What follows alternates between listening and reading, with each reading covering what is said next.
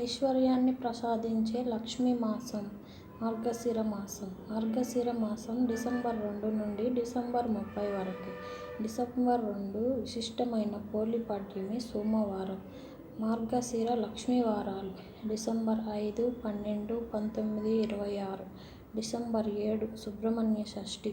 December 8 Kalabhairava Ashtami. December 11 Mokshada Ekadashi Gita Jayanthi. December 13 హనుమంతృత్వం. December 15 Margashira Pournami Datta Jayanthi.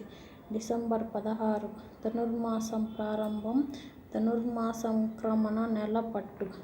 December 18 Sankatahara Chaturdashi. December 26 Saphala Ekadashi.